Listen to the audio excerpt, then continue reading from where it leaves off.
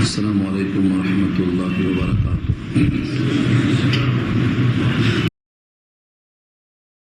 الصلاة والسلام على من لا نبي بعده أما بعد فأعوذ بالله من الشيطان الرجيم. بسم الله الرحمن الرحيم. ولقد قال لهم هارون من قبل يا قوم إنما فتنتم به وإن ربكم الرحمن فاتبعوني وأطيعوا أمري قالوا لن نبرح عليه عاكفين حتى يرجع إلينا موسى إلى آخر الآية. صدق الله العلي العظيم وصدق رسوله النبي الكريم ونحن على ذلك من الشاهدين والشاكرين. اللهم ألهمنا رشدنا وأعذنا من شرور أنفسنا. اللهم وفقنا لما تحب وترضى من القول والفعل والنية. رب اشرح لي صدري ويسر لي أمري واحلل عقدة من لساني يفقهوا قولي. آمين يا رب العالمين. محترم حضرات، معزز سامعین، محترم خواتین، میری ماں اور بہنوں، ملی بھائی اور پیارے بچوں، آج کی گفتگو کا عنوان ہے سورۃ طٰہٰ 16واں پارہ. پارے کا 14واں رکوع شروع ہو رہا ہے اور سورت کا 5واں رکوع شروع ہو رہا ہے. آیت نمبر 90 سے گفتگو کا آغاز ہو رہا ہے. اس سے پہلی آیتوں سے تعلق یہ ہے کہ سامنے نے بشر تیار کیا اور اس کی آواز کو لوگوں کے سامنے اس طرح پیش کیا کہ تمہارا معبود ہے.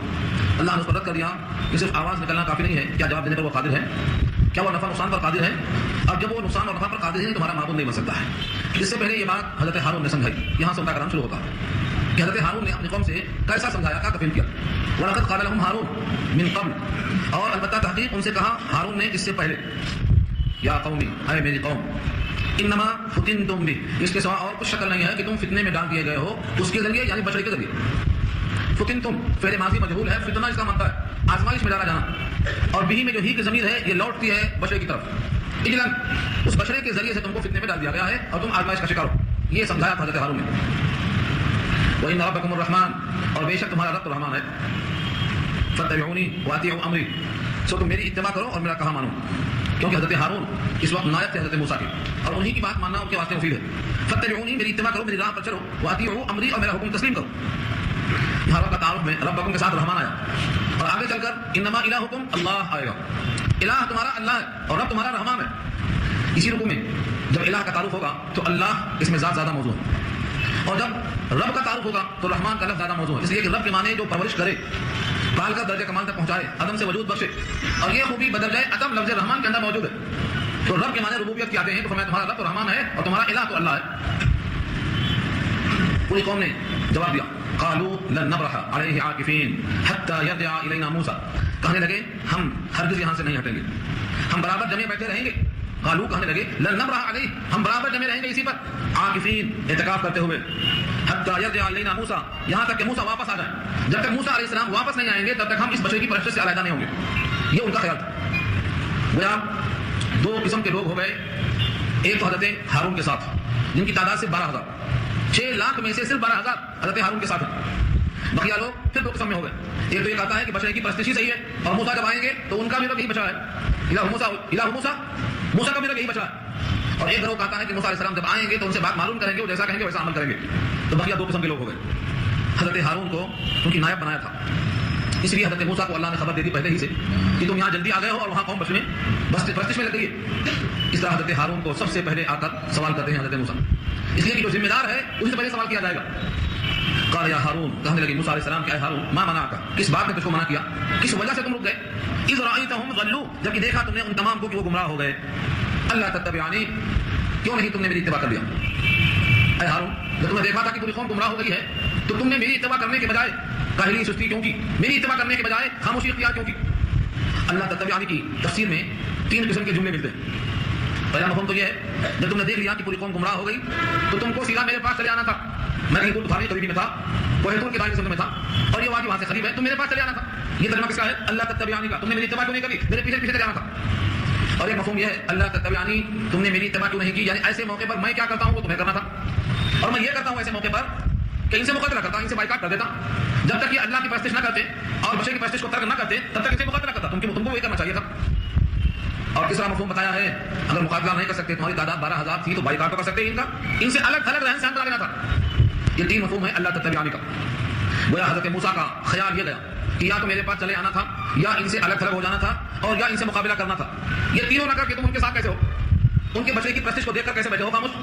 یہ انداز ہے حضرت موسیٰ. جواب سنو حضرت ہارون کا، تو معلوم ہوگا کہ 2 پیغمبروں کا زاویہ نگاہ کیسا الگ الگ ہے، لیکن دونوں چونکہ مخلص ہیں دونوں صحیح ہے. حضرت ہارون کا جواب اور ایک ٹکڑا ہے، افعصیت امری، کیا تم نے نافرمانی کر دی میری، میں تو تم کو اپنا نائب بنا کر گیا تھا کہ قوم کی دیکھ بھال کرنا. تم نے نیابت نہیں کر کے کیا نافرمانی کر دی میری بات سے ہٹ گئے. جو میرا موقف تھا اسے تم علیحدہ ہو گئے. قال یا ابن اے میرے ماں جائے بھائی، میرے ماں کے بیٹے، اے میرے ماں کے جنے. لفظ کو لایا گیا ہے ترحم کے حصول کے لیے، شفقت کے حصول کے لیے. ورنہ یا اخی کہتے تھے اے میرے بھائی، یا اخی میرے بھائی، بجائے میرے بھائی کہنے کے میرے ماں کے بیٹے یا ابن یہ حصول ترحم کے لیے ہے، تاکہ ماں بیچ میں آئے، تصور آئے کہ ماں نے کیسا پرورش کیا ہوگا، شفقت کی ہوگی، اور ہم اس پر سختی کیسے کریں. یاد دلانے کے لیے فرمایا یا ابن اے میرے ماں کے بیٹے، میرے ماں جائے بھائی. لا تاخذ بلحیتی ولا براسی، نہ پکڑو میری داڑھی اور نہ سر کے بال. لا تاخذ مت پکڑو، اخذ یاخذ پکڑنا، لا تاخذ مت پکڑو. سورہ اعراف میں گزر چکا ہے کہ انہوں نے تختیاں رکھ دی اور اپنے بھائی کے سر کے بال اور داڑھی کو پکڑ لیا. جرو کے معنی گھسیٹنا. داڑھی کے بال اگر پکڑ میں نہ آئے تو کیسے پکڑا ہوگا؟ یہاں سے شارحین لکھتے ہیں کہ انبیاء کی داڑھی کے بال اتنا ہوتے تھے جو مٹھی میں پکڑ میں آ جائیں. یہی سے لیا ہم نے جو کتاب شائع کی ہے داڑھی بڑھانا حرام ہے، اس میں بھی یہی ہم نے اخذ کیا کہ حضرت موسیٰ نے پکڑا اور ہارون کی داڑھی پکڑی گئی. اس کا مطلب یہ ہے کہ اس کی گرفت میں آنا جس کے واسطے ایک مٹھی ہونا ضروری ہے. اسی لیے امت کا اجماع ہے کہ انبیاء کی داڑھی معمول بھی ہے، متفق ہے، جو سنت ہے وہ ایک مشت ہے، اس سے کم نہیں. ہاں اس سے زیادہ ہے تو قطر دینا چاہیے تاکہ چہرہ وحشتناک نہ ہو جائے. جیسا نبی صلی اللہ علیہ وسلم تو قطر کیا کرتے تھے. ترمذی میں بات مشہور ہے باب ما جاء فی افضل اللحیہ کے تحت. تو لحیہ کے معنی آتے ہیں لوہا، لوہا سے بنا ہے، اور لوہا کہتے ہیں داڑھ کی ہڈی کو. داڑھ کی ہڈی جس میں داڑھ والے دانت کے وسط ہیں وہ داڑھ کی ہڈی ہے. نیچے کے داڑھ کے ہوں یا اوپر کے داڑھ کے ہوں، نیچے اوپر دونوں طرف وہ لوہا ہے. اس حصے پر جو بال ہیں ان کو داڑھی کہا جاتا ہے، لحیہ کہا جاتا ہے. اس کے نیچے اگر حلق پر ہیں وہ داڑھی میں نہیں آتے، اسے کاٹ سکتے ہیں. اس کے اوپر جو آتے ہیں وہ بھی داڑھی میں نہیں آتے، وہ رخسار پہ آتے ہیں، عارض پہ آتے ہیں، ان کو بھی آپ کاٹ سکتے ہیں. جو لفظ لوہا پہ آتے ہیں وہ لحیہ بنتے ہیں، انہیں کو اپنا سمجھو. لا تاخذ بلحیتی، میری داڑھی کے بال کو مت پکڑو، ولا براسی، اور میرے سر کے بال کو مت پکڑو. یہ ترحم چاہنے کے بعد فرمایا اصل وجہ یہ تھی انی خشیت، مجھے اندیشہ یہ ہوا، خشیت مجھے اندیشہ یہ ہوا ان تقول کہ آپ یہ فرمائیں گے فرقتا، تم نے تفریقہ پیدا کر دیا، فرقتا تفریق پیدا کر دیا بینا بنی اسرائیل کے درمیان تفریق ہو گئی. ہم 6 لاکھ لوگوں کو چھوڑ کر گئے تھے، سب احتجاج تھے، تم نے ان کو بھی پھیر دیا. اور یہ کیسے الزام تھا؟ اگر ہم 12,000 کو چھوڑ کر آپ کے پاس آ جاتے تو یہ پورے کے پورے ہمارے فالوورز اتباع کرنے والے ہمارے پیچھے پیچھے وہیں آ جاتے، تو 12,000 آتے، باقی وہاں آ جاتے، تفریق ہو گئی. اور گائے کی بچڑے کی پرستش کرنے والے اور نہ کرنے والے دونوں کو الگ کرتے، تفریق ہو جاتی. قتال کرتے تفریق ہو جاتی، بائیکاٹ کرتے تفریق ہو جاتی. تفریق کا اندیشہ تھا، اس لیے ہم نے یہ اندیشے کے تحت یہ قدم نہیں اٹھایا. اور آپ یہ بھی کہہ سکتے تھے ولم ترقب قولی، تم نے میری بات کا انتظار کیوں نہیں کیا، میرے آنے سے پہلے قدم کیوں اٹھا لیا؟ کیا میں بہت دور چلا گیا تھا؟ میں تو صرف 30 دن کے لیے گیا تھا، 10 دن کا اضافہ ہوا، 40 دن کوئی لمبی مدت ہے جیسا کہ ابھی آگے آ رہا ہے.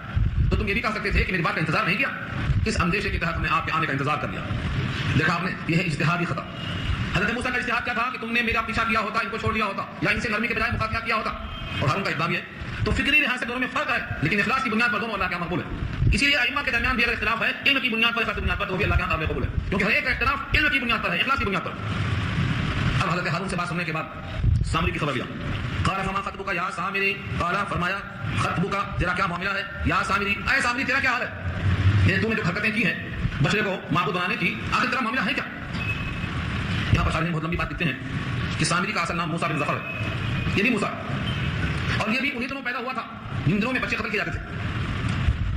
جس وقت موسیٰ بن ظفر کی پیدائش ہوئی اس کی والدہ نے کہا بچہ کو مارا جائے گا، آنکھوں کے سامنے قتل ہوتا ہوا دیکھ نہ سکیں گے، اس سے بہتر ہے کسی جنگل میں کسی غار میں ڈال دیں، بچہ تو بچ جاتا. انہوں نے اپنے بچے کو ایک جنگل میں جا کر کسی غار میں رکھ دیا، اوپر سے لکڑی رکھ کر گھاس ڈال دیا. چلیے اللہ تعالیٰ نے جبریل کو بھیجا کہ یہ موسیٰ کے کھانے پینے کا انتظام کرو. جبریل امین اپنے 3 انگلیوں میں، ایک میں شہد اور ایک میں مکھن اور ایک میں دودھ لگا کر لاتے اور اس کو چٹاتے. یہ انگلیاں 4 کے جوان ہوا. دیکھو یہ سامنے. تو موسیٰ ابن ظفر کو کس نے پالا؟ جبریل نے. اور ایک موسیٰ ہے جو فرعون کی دربار میں پرورش ہوتی ہے، یہ موسیٰ بنی اسرائیل کہلاتے ہیں. یہ والد محترم ان کے عمران ہیں، موسیٰ عمران. تو آپ نے دیکھا ایک طرف پرورش کرنے والے کون ہیں؟ جبریل، ان کا موسیٰ سامری بنتا، اور ایک پرورش کرنے والے فرعون تو ان کا موسیٰ مرسل بنتا، رسول اللہ بنتا، صاحب تورات. جب انسان کی فطرت، انسان کی خصلت اور انسان کی جبلت صحیح رخ پر نہیں ہوتی تو پرورش کرنے والے کچھ نہیں کر سکتے. روح المانی میں ایک عربی کا شاعر لکھتا ہے اذا المرء لم يخلق سعيدا، اذا المرء لم يخلق سعيدا تحيرت طفول مربی وخاب المؤمن. جب انسان کی فطرت صحیح نہیں ہوتی ہے تو پرورش کرنے والا ناکام ہو جاتا ہے اور امید رکھنے والا ناکام ہو جاتا ہے. فموسى الذي رباه فرعون مرسل وموسى الذي رباه جبرائيل کافر. تو وہ موسیٰ جن کی پرورش کیا تھا فرعون نے، مرسل بن گئے، رسول اللہ بن گئے، اور جس کی پرورش کیا تھا جبریل نے وہ تو کافر ہو گیا، سامری بن گیا. یہ وہی سامری ہے. پہلے تو یہ منافق تھا، بعد میں اسلام لایا، دریائے نیل کو پار کرنے کا فائدہ اس کو حاصل ہو گیا، ایمان لانے کی برکت سے سب کے ساتھ نکل گیا. لیکن جیسے ہی موسیٰ کو حیطور پہ گئے اندر سے یہ منافقہ پگھل گیا، بدل گیا. اس لیے یہ کام کر بیٹھے. یہ ایک قول سنا رہا ہوں میں آپ کو. اور دوسرا قول امام قرطبی نقل کرتے ہیں قرطبی کے حاشیے پر کہ کسی ایسی قوم کا فرد تھا جس کی فطرت میں اور جبلت میں گائے اور بچڑے کی محبت تھی، جو اس کی پرورش کرتا تھا اور اس کی پرستش کرتا تھا. اور اس میں ہندوستان کا بھی نام لکھا ہے کہ ہو سکتا ہے کہ ہندوستان کا آدمی ہو جس کی فطرت میں آنکھ اور یہ بشر کی پیسے لگی رائے کے ساتھ۔ بہرحال یہ سامری تھا جس کے اندر تو نفاق تھا، اوپر سے ایمان ظاہر کیا، بچ گیا مرنے سے، ڈوبنے سے، غرق ہونے سے، لیکن بعد میں نفاق اس کا کھل گیا۔ یہ سامری کی خبر لیا موسیٰ نے، اب سامری کیا عذر پیش کرتا ہے دیکھو۔ قال فما خطبك يا سامري، کہا تیرا کیا معاملہ ہے اے سامری؟ قال بصرت بما لم يبصروا به فقبلت قبلة من اثر الرسول ونبذتها وكذلك صورت لي نفسي۔ اس ایک آیت میں اس نے کئی باتیں کہی۔ پہلی چیز تو یہ بصرت بما لم يبصروا به، میں نے ایسی چیز دیکھا جو اور لوگوں نے نہیں دیکھا۔ اس میں کیا خاص بات ہے کہ ایک آدمی دیکھ رہا ہے باقی لوگ نہیں دیکھ رہے ہیں، تو کچھ تو وجہ ہوگی اس کی۔ ہو سکتا ہے یہ چوکس رہا ہو باقی غافل رہے ہوں، یا یہ آدھی رہا ہو دوسرے لوگ آدھی نہ رہے ہوں۔ جس وقت دریائے نیل کا پانی دیوار بن گیا اور 6 لاکھ انسانوں کو گزرنے کا موقع دیا، اور اس کے بعد 9 لاکھ جس کا تذکرہ پیچھے کر چکا ہوں میں، یہ بہت بڑا فرعونیوں کا لشکر پانی کے اندر پہنچا، اور زمین تو خشک تھی۔ اس موقع پر گھوڑے پر سوار جبریل امین وہاں موجود تھے، اور جبریل امین کے گھوڑے کی جو نیچے کی ٹاپ تھی جہاں پڑتی تھی وہاں گھاس جلدی سے اگ جاتی تھی، کیونکہ یہ جبریل کے ہاتھوں سے انگلیاں 4 کے جوان ہوا تھا، ان سے ذرا مانوس تھا۔ اس نے گھوڑے کے ٹاپ کے نیچے کی مٹی کو دیکھ لیا کہ اس میں قوت نمو ہے، حیات کے آثار ہیں۔ بقیہ لوگوں نے دیکھا نہیں، بقیہ لوگ نکلنے کی پار ہونے کی دھن میں تھے۔ کس نے غور سے دیکھ لیا، یہ اشارہ اسی کی طرف۔ قال بصرت، میں نے ایسی چیز کو دیکھا ہے بما الذی، ما یہاں الذی کے معنی میں ہے جو، لم یبصروا به، کسی اور نے نہیں دیکھا۔ فقبضت، میں نے ایک مٹھی لے لیا، قبضۃ، ایک مٹھی میں نے اس میں سے لے لیا، یعنی مٹھی اٹھا لیا۔ قبضہ کہتے ہیں اپنے گرفت میں لینا، اور قبضہ کہتے ہیں مٹھی کو۔ یہاں لفظ قبضہ استعمال ہوا ہے، میں نے ایک مٹھی مٹی اپنے قبضے میں لے لیا، چاہے مٹھی میں رکھا ہو کہیں اور رکھ لیا ہو، قبضے میں لے لیا۔ من اثر الرسول، رسول کے نشانات قدم سے۔ اثر جب کوئی چیز پاؤں کے بعد نشان پڑ جاتا ہے اس کو اثر کہتے ہیں۔ اثرات اس کی جمع ہے، اردو میں استعمال ہے۔ اور یہاں الرسول سے مراد جبریل امین ہے، کیونکہ وہ اللہ کے بھیجے ہوئے رسول ہے، اللہ نے بھیجا ہے جبریل کو، وہ بھی رسول۔ تو رسول کے نشانات قدم سے میں نے ایک مٹھی مٹی اٹھا لی ہے۔ فنبذتها، میں نے اس مٹی کو اٹھا کر ڈال دیا۔ نبذا پھینکنا، نبذتو میں نے پھینک دیا، ہاں اس مٹی کو۔ اس میں لکھا ہے شارحین نے کہ یہ کہاں پھینکا اور کیوں پھینکا اور کس میں پھینکا، یہ پوری تفصیل یہاں مجمل ہے، دوسری آیتوں میں آ چکی ہے۔ جب دریائے قلزم میں سب کے سب غرق ہو گئے، تو پار ہونے کے بعد جو بچے کچھ لوگ تھے بنی اسرائیل کے لوگ، انہوں نے باہم گفتگو کی کہ ہم نے جب نکل کر مصر کو چھوڑا تھا تو کچھ زیورات مانگ لیے تھے آلیتاً استعمال کرنے کے لیے کہ ہمیں ایک میلے میں جانا ہے، یہ پہننے کو دے دو تاکہ کسی کو راتوں رات بھاگ جانے کا شبہ پیدا نہ ہو۔ تو ہم نے بہت سے لوگوں کو زیور لے لیے تھے، اب تو وہ مر گئے، کھپ گئے۔ اب اگر ان کا زیور ہم لیں تو ان کی بلا ہم سر پہ کیوں لیں؟ ان کا جو کچھ لیا ہوا سرمایہ تھا ہمارے واسطے استعمال کے لائق نہیں ہے، چلو پھینک دیں گے۔ یہاں اٹھایا ہے سوال کہ کافروں کا مال تو مال غنیمت ہے، بجائے لے لینے کے پھینک دینے سے کیا فائدہ؟ امت محمدیہ کی یہ بھی شان نظر آئے گی آپ کو۔ کسی امت میں مال غنیمت حلال نہیں تھا سوائے امت مصطفیٰ کے۔ 6 چیزوں میں امتیاز ہے اس امت کو، ان میں سے ایک یہ بھی ہے کہ مال غنیمت یہاں حلال ہے اور کسی کے حلال نہیں تھا۔ پہلے مال غنیمت کے لیے آسمان سے آگ آتی تھی، وہ کھا لیتی تھی، جلا لیتی تھی، وہ محفوظ ہونے کی دلیل، اور نہیں کھائی تو دلیل نہیں۔ سورہ مائدہ میں یہ بات تفصیل سے آ چکی ہے۔ تو یہ امت کے لیے حلال نہیں تھا، امت محمدیہ کی شان ہے کہ اس کے بعد یہ حلال ہے مال غنیمت۔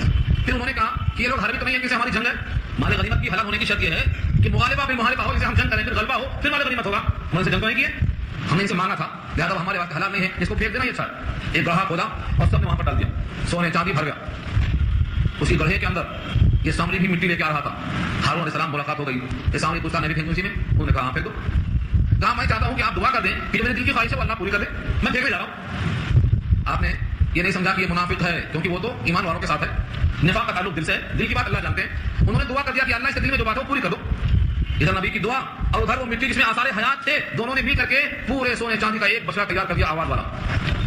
یہ ہے بنا بستوا، میں نے اس میں پھینک دیا، پھینکتے ہی وہاں تیار ہو گیا بچہ۔ اور سوال یہ کہ پلان کس کا تھا، کیوں ایسا کیا؟ تو کہہ رہا ہے کہ میرے جی نے یہ بات کہی کہ تم ایسا کرو، وَكَذَلِكَ سَوَّلَتْ لِي نَفْسِي، اور اسی طرح سے گڑھ لیا میرے جی نے اس بات کو کہ میں ایسا کروں۔ بچی میں آیا میں نے کر دیا۔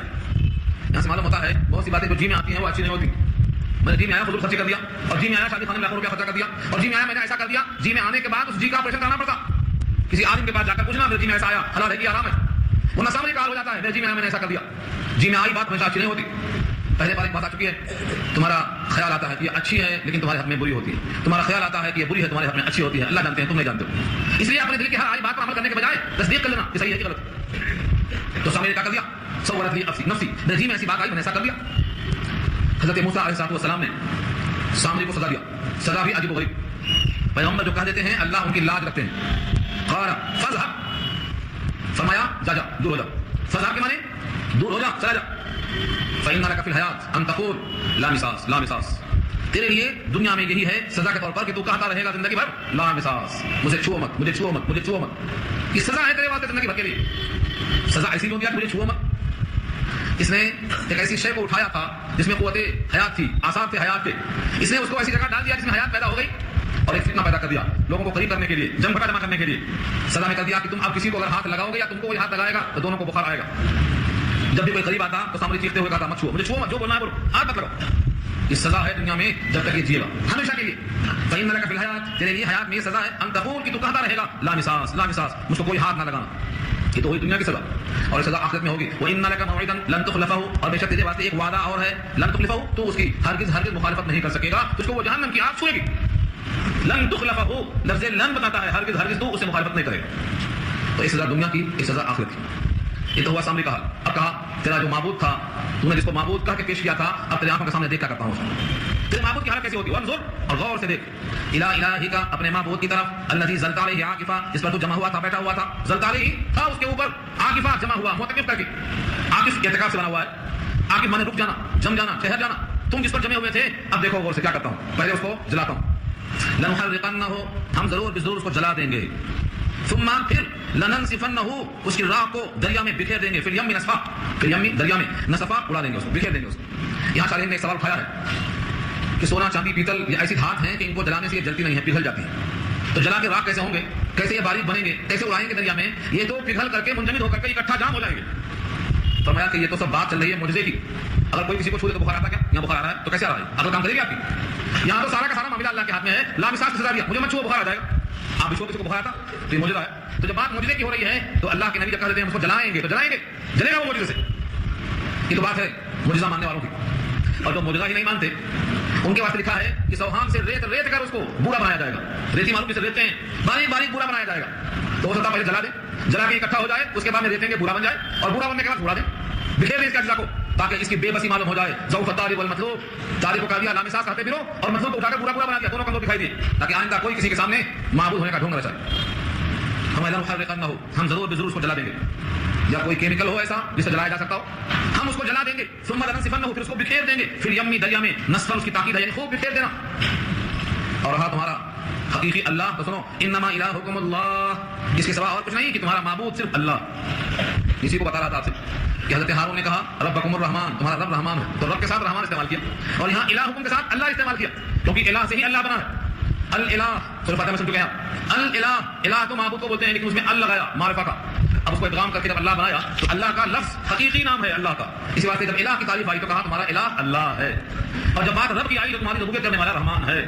معلوم ہوا اللہ کے صفاتی ناموں میں سے موقع بموقع جو چاہے استعمال کر سکتے ہیں آپ. صفاتی نام کا استعمال کرنا مفہوم کے اعتبار سے. اللہ الذی لا الہ الا هو، اللہ کے سوا کوئی معبود نہیں، اللہ کے سوا کوئی معبود نہیں. یہ سب پڑھتے ہیں کلمہ، لیکن کوئی اگر پوچھ لے کہ اللہ کے سوا کوئی معبود کیوں نہیں، تو ہم کہیں گے ہم کو اتنے معلوم ہے. اس کی دلیل یہ لکھا ہے قرآن کریم میں وَاسْجُدُوا لِلَّهِ الَّذِي خَلَقَهُنَّ، سجدہ کرو اس کا جس نے ان تمام چیزوں کو پیدا کیا ہے. تو سجدہ ہوتا ہے خالق کا، نہ کہ مخلوق کا، کیونکہ خالق ایک ہی ہے. خالق کل شیء، ہر چیز کو بنانے والا وہی ہے، باقی سب مخلوق ہے. جو مخلوق ہوتا ہے وہ محتاج ہوتا ہے، اور سجدہ محتاج ہوتا ہے. اسی لیے کوئی معبود نہیں کیونکہ خالق کوئی ہے ہی نہیں، سب مخلوق ہے. لا الہ الا ہو، اس کے سوا کوئی معبود نہیں کیونکہ اس کے سوا کوئی خالق نہیں، سب مخلوق. جن جن کی پرستش کی جاتی ہے وہ سب مخلوق ہیں، اس لیے لا الہ الا ہو، اللہ کے سوا کوئی معبود نہیں. تو سزا کس کو ہوگا؟ پیدا کرنے والے کا. جسے پیدا کرنے والا نہ ہو بلکہ خود پیدا ہونے والا ہو، وہ تو مخلوق ہے، وہ تو محتاج ہے. اپنے وجود میں کسی غیر کا محتاج ہے، وہ ہمیں کیا لے سکتا ہے؟ اسی واسطے لا الہ الا ہو سمجھ کر کہا کرو اللہ کے سوا کوئی معبود نہیں. وسع کل شیء علما، وسیع ہے ہر چیز کو علم، یعنی اللہ تعالیٰ نے اپنے علم میں ہر چیز کو وسعت دے رکھی ہے. اپنے علم سے تمام چیزوں کا احاطہ کیا ہوا ہے. لانے کی ضرورت کیا چاہیے؟ علم سے احاطہ کیا ہوا ہے، وہ سب کا معبود ہے. اگر سب کا علم نہیں ہوگا تو سب کا معبود کیسے ہوگا؟ کوئی روٹی مانگتا ہے، کوئی چاول مانگتا ہے، کوئی دریا میں ہے، کوئی خشکی میں ہے، کوئی زمین میں ہے، کوئی آسمان پہ. اگر ساری کائنات کا علم نہیں ہے تو پھر کون کہاں کیا مانگ رہا ہے، کیسے عطا کرے گا؟ اس لیے معبود ہونے کے لیے اپنے مخلوق کا کامل علمی احاطہ ہونا ضروری ہے. یہ جواب کیا ہے؟ اللہ اپنے علم کے لحاظ سے ساری کائنات کا احاطہ کیے ہوئے. کون سوتا ہے، کون روتا ہے، کون فقیر ہے، کون کیا چاہتا ہے، ہر ایک کو اپنے علم سے گھیر رکھا ہے. یہاں تک علم. اب یہ بات نہیں کرنا چاہتا ہوں میں کہ صرف علم ہی سے گھیر رکھا ہے، اس کی ذات تو صرف عرش پہ ہے. نہیں، علم اللہ کی صفت ہے، اور صفت اور ذات میں اتصال ہوتا ہے، انفکاک نہیں ہوتا. صفت اور موصوف میں اتصال ہوتا ہے، انفکاک نہیں ہو سکتا. اسی لیے اللہ کا علم اللہ کی ذات سے الگ نہیں ہے بلکہ متصل ہے. اللہ کی حیات، اللہ کی قدرت، اللہ کی مشیت، اللہ کی تمام صفات ذاتیہ اللہ کی ذات سے وابستہ ہیں. اتصال ہے، انفکاک نہیں. اللہ تعالیٰ نے ہر چیز کو اپنے علم سے گھیر رکھا ہے. اسی میں سے اے نبی ہم نے آپ کو یہ واقعہ بتایا جو آپ کو مکے والوں کو سنانا ہے، جو آپ سے پہلے ہزاروں سال پہلے گزر چکا ہے. كَذَلِكَ نَقُصُّ عَلَيْكَ مِنْ أَنْبَاءِ مَا قَدْ سَبَقَ. اسی طرح جس طرح ہم نے یہ واقعہ سنایا آپ کو، بالکل اسی طرح ہم بیان کریں گے آپ پر من انباء ما قد سبق، ان کے خبروں میں سے جو پہلے گزر چکے ہیں، آدم سے لے کر نوح سے لے کر ادریس علیہ السلام سے لے کر سارے انبیاء کے واقعات ہم آپ کو ایسا ہی سنائیں گے جیسا ہم نے یہ سنایا. یہ ہے کذالک کا ترجمہ. کذالک مانے ایسا ہی، جس طرح ہم نے یہاں آپ کو سنایا ہے ایسے تمام واقعات گزشتہ کی خبریں ہم آپ کو بیان کرتے رہیں گے. اس کے لیے ہم نے مجموعی طور پر آپ کو ایک کتاب دے دی ہے جس کا نام قرآن ہے. اسی لیے ہم نے آپ کو کتاب دے رکھی ہے. وَكَذَلِكَ نَقُصُّ عَلَيْكَ مِنْ أَنْبَاءِ مَا قَدْ سَبَقَ وَقَدْ آتَيْنَاكَ مِنْ لَدُنَّا ذِكْرًا. اور تحقیق ہم نے دے رکھا ہے آپ کو ہمارے پاس سے ایک نصیحت نامہ یعنی قرآن. اس لیے دے رکھا ہے جس طرح یہ واقعہ آپ نے سنا قرآن کے ذریعے سے، ایسے ہی پورے گزشتہ اقوام کے اقوال اور ان کے پورے احوال ہم آپ کو بیان کریں. ہمارا بیان کیا ہوا آپ سنیں. اس مقصد کے لیے ہم نے آپ کو اپنے پاس ایک کتاب رکھی ہے ذکر. یہاں ذکر سے مراد اتفاق قرآن ہے. جمہور مفسرین کہتے ہیں یہاں ذکر سے مراد قرآن ہے. اللہ تعالیٰ نے قرآن کریم کے کئی نام رکھے، یہاں ذکر ہی کو استعمال کیا. نہ قرآن کہا، نہ فرقان کہا، نہ نور کہا، نہ روح کہا. بہت سے نام قرآن کریم کے ہیں، قرآن میں خود موجود ہیں، لیکن یہاں لفظ ذکر کیوں کہا؟ کیونکہ یہاں گزرے ہوئے احوال کو سنا کر کے تذکرہ کرنا، جو چیز ذریعہ ذکر ہو اس کو ذکر کر دیا. قرآن ذریعہ ذکر ہے، اسی واسطے اس کو ذکر ہی کر دیا. یہ مناسبت سے بیان کیا گیا. جہاں روح ڈالنا ہے وہاں قرآن کو روح کر دیا ہے، جہاں روشنی دینا ہے وہاں قرآن کو نور کر دیا ہے، جہاں حق و باطل میں فرق کرنا ہے فرقان کر دیا ہے، جہاں پڑھنے کی شان بیان کرنا ہے وہاں قرآن کر دیا ہے، اور جہاں قابل ذکر بنانا ہے وہاں تذکرہ کر کے اس کو ذکر کر دیا. تو اللہ تعالیٰ نے لفظوں کی مناسبت استعمال کیا. اس کے لیے لوگوں نے بڑی محنتیں کی ہیں. ایک نئی لغت دیکھا میں نے، مترادفات القرآن. قرآن کے لفظوں میں ذیلی فرق کیا ہے، بہت عمدہ کام کیا ہے. تو ذکر کے معنی یہاں قرآن کے ہیں جمہور کی رائے. یہ اس لیے دیا ہے تاکہ آپ ایسے واقعات پڑھتے جائیں، اللہ کا کلام سے ماضی کے احوال پر نگاہ پڑتی جائے. اب سنو آیت نمبر 100 سورۃ طٰہٰ علیہ، جس میں اللہ فرماتے ہیں اس قرآن سے اگر کوئی روح گردانی کرے گا، منہ پھیرے گا، تو کوئی چھوٹا موٹا گناہ نہیں ہے. میرا بھیجا ہوا کلام ہے، میرے محبوب پر میں نے نازل کیا ہے، ان کی زبان سے نکلا ہوا کلام ہے. جو شخص اس قرآن سے اعراض کرے گا وہ قیامت میں بہت بڑا بوجھ لے کر آئے گا. کس کا بوجھ آئے گا؟ مخالفت کا، چہرہ پھیرنے کا، رخ موڑ لینے کا، بہت بڑا گناہ لے کر آئے گا. اگر کسی کو آپ یہ آیت پہنچا دیں امانتاً کہ دیکھو قرآن سے غفلت برتنے والوں، قرآن سے منہ موڑنے والوں، اس آیت میں اللہ نے کہا دیکھو من اعرض عنہ، جو اس سے روگردانی کریں گے، فإنہ یحمل، تو بے شک وہ اٹھائیں گے، یوم القیامت، قیامت کے روز، وزرا، عذاب کا بوجھ. وزرا، وزروں کے معنی بوجھ. کس کا بوجھ اٹھائیں گے؟ قرآن سے منہ موڑنے کا بوجھ. کوئی زکات نہیں دیتا ہے، زکات نہ دینے کا بوجھ. حج فرض ہے، حج نہیں کرتا ہے، حج نہ کرنے کا بوجھ. کوئی بھی انسان جو اس کی ذمہ داریاں ہیں پوری نہیں کرتا ہے تو اس کا بوجھ اٹھائے گا. قرآن کا بھی حق ہے، جو اس کو اعراض کرے گا، منہ موڑ لے گا، قیامت میں بوجھ اٹھائے گا. یہ اللہ کا فیصلہ ہے. اب اس کی شرح میں کہ قرآن سے منہ موڑنے کا مطلب کیا ہے. من اعرض عنہ، جو لوگ اس سے روگردانی کریں گے، جو لوگ اس سے منہ موڑیں گے، بے رخی برتیں گے. اس سے مراد کون لوگ ہیں؟ اس کے درجات کتنے؟ شارح نے لکھا ہے کہ سب سے زیادہ روگردانی کرنے والا وہ ہے جو اس پر ایمان نہ لائے. جو قرآن کریم پر ایمان نہ لائے کہ وہ کتاب اللہ کی ہے، منکر ہو، وہ تو مصداق ہے نمبر 1 پر. قرآن کریم سے منہ موڑنا ثابت ہوگا. تو سب سے بڑا منکر وہ ہے جو قرآن پر ایمان نہ لائے، اعراض کرنے والا وہ ہے. لیکن اس کے بعد بھی درجات ہیں. قرآن کریم پر ایمان تو ہے کہ اللہ کی کتاب ہے، لیکن اس کو پڑھتا ہی نہیں زندگی بھر میں کبھی، تو نہ پڑھنا بھی اعراض کرنا. نمبر 2 پہ ہے. نمبر 3 پہ یہ ہے پڑھتا تو ہے لیکن غلط سرت پڑھ لیتا ہے، جیسا ویسا پڑھ لیتا ہے، اس کو صحیح پڑھنے کی کوشش نہیں کرتا. یہ بھی تو اعراض ہے. چوتھا درجہ یہ ہے کہ پڑھتا ہے، صحیح پڑھتا ہے، لیکن سمجھنے کی کوشش کبھی نہیں کرتا، اس کے احکامات سے کوئی تعلق نہیں رکھتا. اس میں کیا حلال کیا حرام کی پرواہ نہیں. یہ بھی اعراض کی شکل ہے. اور احکامات کو جانتا ہے لیکن کرتا وہی ہے جو جی میں آتا ہے، خواہشات پہ چلتا ہے، قرآن پہ نہیں چلتا ہے، تو یہ بھی اعراض کی شکل ہے. یہ 5 درجے ہیں، گن لو. یہ میں نے کہتا ہوں مفتی اعظم پاکستان مولانا مفتی محمد شفیع صاحب رحمۃ اللہ علیہ کی جو مشہور قرآن ہے، اسی آیت کی تفسیر کیا ہوئی اسی انداز سے آپ دیکھ لیجیے. اللہ تعالیٰ نے قرآن کریم کا مقام بہت اونچا رکھا ہے کیونکہ وہ قرآن اللہ کی صفت ہے. کلام اللہ اللہ کی صفت ہے، اور ذات اور صفت میں اتصال ہوتا ہے. ابھی سنا آپ نے، جب کوئی زبان پہ قرآن لاتا ہے تو اس کا کلام یہ اس کی صفت ہے. اللہ کی صفت جب ہے تو اس کا اتصال زبان سے ہونا کتنی بڑی سعادت ہے، اور اسے منہ موڑ لینا کتنی بڑی ناقدری ہے. اسی واسطے قیامت میں ان نقلوں کو بڑا گناہ ہوگا. جو لوگ کہتے ہیں قرآن سنا یا نہ سنے کیا فرق پڑتا، فرق پڑتا قیامت میں معلوم ہوگا. کیونکہ یہ اللہ نے کتاب بھیجی ہے ساری امت کی رہنمائی کے واسطے. اس کتاب میں کیا نہیں ہے. عبداللہ بن مسعود رضی اللہ فرماتے ہیں اگر کسی کو اولین آخرین سارا کا سارا علم حاصل کرنا ہو تو اسے قرآن پڑھنا چاہیے.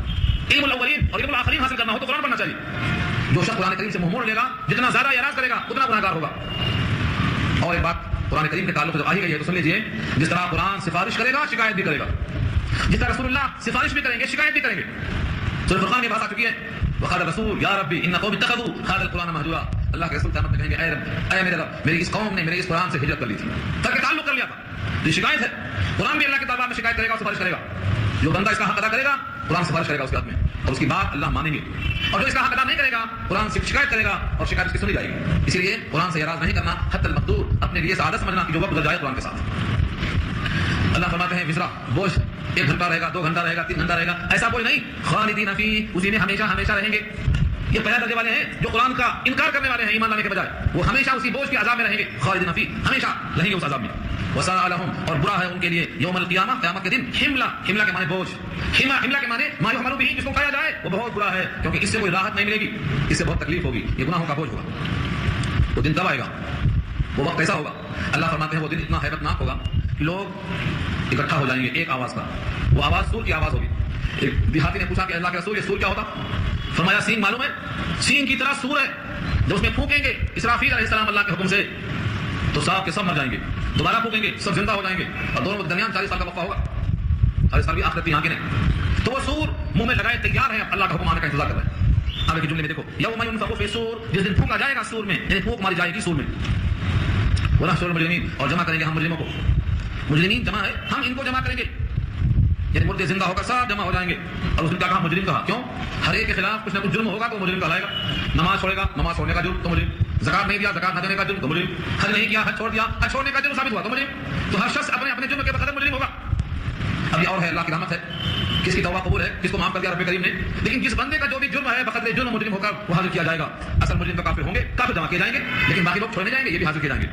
لیکن مجرموں کا حال کیا ہوگا؟ یومئذ زرقا ونحشر المجرمین یومئذ زرقا، ہم جمع کریں گے مجرموں کو اس دن. زرقا کہتے ہیں نیلگوں آنکھیں. زرق برق چمک کو بولتے ہیں، لیکن زرقا مانے نیلگوں آنکھیں. جب نیلگوں ہوتی ہیں تو خوف کی وجہ سے ان کی آنکھیں نیلگوں ہوں گی. یہ ہمارے خوف کے چپکے باتیں کریں گے. یتخافتون بینہم، تخافت کے معنی چپکے بات کرنا. جیسے کسی مقام پر کئی مجرم ہو، خوف طاری ہو، تو مجرم لوگ آپس میں جو باتیں کرتے ہیں وہ کیسے چپکی باتیں کرتے ہیں؟ یہ ہے تخافتون. چپکے وہ باتیں کریں گے بینہم آپس میں. ان لبثتم، یہ کہ تم نہیں ٹھہرے، الا عشرا، مگر 10 دن 10 روز رہے ہوں گے تم. کہاں؟ قبروں میں. آج لوگ کہتے ہیں قبروں میں کب سے پڑے ہیں، کب تک پڑے رہیں گے، کب قیامت آئے گی. کتنے قسم کے اشکال کرتے ہیں لوگ. لیکن یہ پورے کے پورے مجرم جب اٹھیں گے قبروں سے تو آگے کی منزل کٹھن دکھائی دے گی اور مشکل مرحلہ آئے گا. اس لیے کہیں گے یہاں قبر میں رہے تو بہت کم دن رہے. کتنا دن رہے؟ 10 دن رہے. قبروں میں جو رہنے کی مدت تھی وہ 10 دن نظر آئے گی. اللہ فرماتے ہیں نحن اعلم بما یقولون، ہمیں خوب معلوم ہے وہ جس مدت کے بارے میں کہنا چاہتے ہیں. نحن اعلم، ہم خوب جانتے ہیں، بما یقولون، جو لوگ کہتے ہیں اور کہیں گے. اذ یقول امثلهم طریقۃ، جبکہ کہے گا ان میں سے جو کسی قدر ہوگا سچی روش پر چلنے والا. امثل مسئلہ اس کی مؤنث ہے بمعنی عمدہ. امثل مانے عمدہ اور طریقہ مانے راستہ. جو کسی قدر ان سے اچھا جاننے والا ہوگا وہ تو یہ کہے گا ان لبثتم الا یوما، نہیں تھے تم مگر ایک ہی دن. برزخ کا دن تمہارا 10 دن نہیں تھا بلکہ ایک ہی دن تھا. اس کے برخلاف محشر کے میدان میں دنیا والے کیا کہیں گے؟ ہم دنیا میں ایک صبح تھے یا ایک شام تھے، بس دنیا کی پوری حیات ہماری ایک شام کے برابر نظر آئے گی. کانہم یوم یرونھا لم یلبثوا الا عشیۃ و ضحاھا، ایک عشیہ اور ایک صبح اور ایک شام ہے دنیا میں. تو یہ ہر ایک آدمی کے احوال پر منحصر ہوگا. کوئی کہے گا ہم قبروں میں 10 دن تھے، کوئی کہے گا ہم ایک دن تھے. اور دنیا کا حال یہ ہوگا کہ دنیا میں وہ ایک دن نہیں بلکہ صبح یا شام تھا. اتنے کم وقت کے لیے اتنے قسم کے ہم فرات دے رہے ہیں اور سن رہے ہیں. ہمیں چاہیے کہ ہم اس کو منزل نہ سمجھیں بلکہ یہ مسافر کی ایک منزل ہے، ہمیں بہت آگے جانا ہے. اب اس کے بعد لوگ پوچھیں گے پہاڑوں کے بارے میں کہ پہاڑ اتنے مضبوط ہیں، کیا ہو جائے گا ان کا حال. یہاں سے نیا کچھ ہو رہا ہے، انشاءاللہ گفتگو آئندہ آئے گی. دعا کر لیجیے.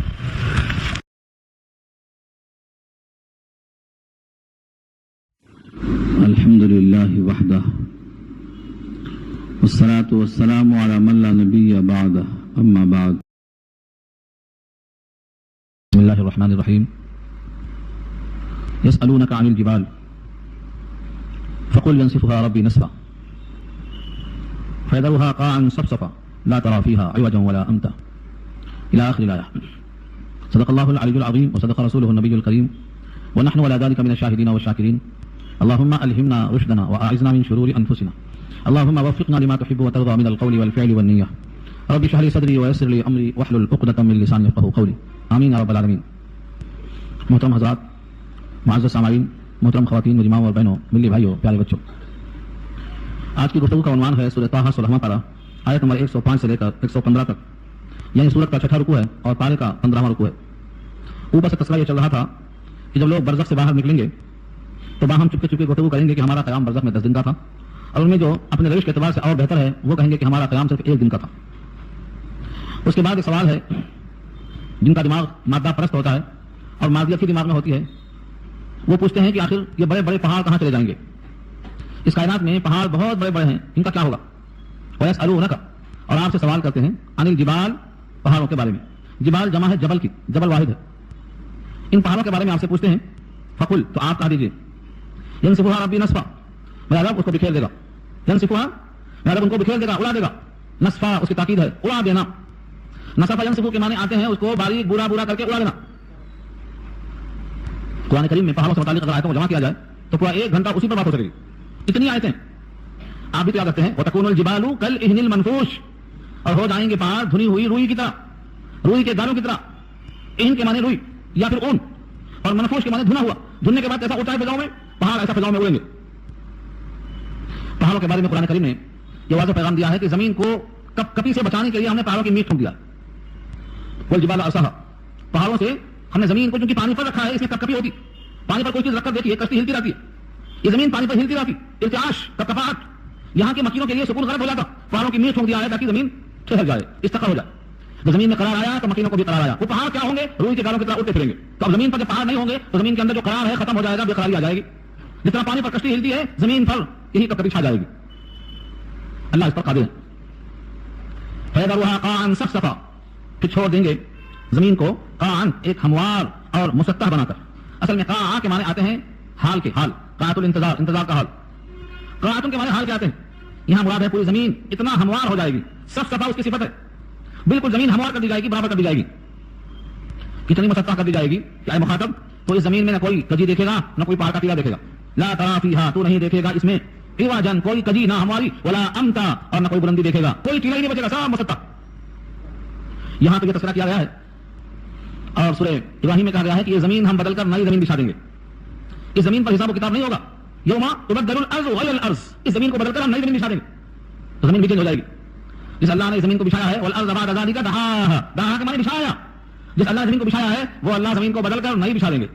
کپڑا بدلا جا سکتا ہے, کارپیٹ بدلی جا سکتی ہے, دنیا کی ہر چیز جو آپ کی قدرت میں ہے وہ آپ بدلتے ہیں. اللہ فرماتے ہیں ہم زمین کو بدل دیں گے. اس دن ایک آواز دینے والا دائی آواز دے گا, اس کی آواز پر سب بھاگے چلے آئیں گے, کسی کی مجال نہیں کہ چلو میں بعد میں آؤں گا, ہاں چلیے میں کل آؤں گا. آج تو بلانے والا بلاتا ہے چلیے نماز کے لیے, حی علی الصلاۃ, تو کہتے ہیں آپ پڑھ لو میں بعد میں پڑھوں گا.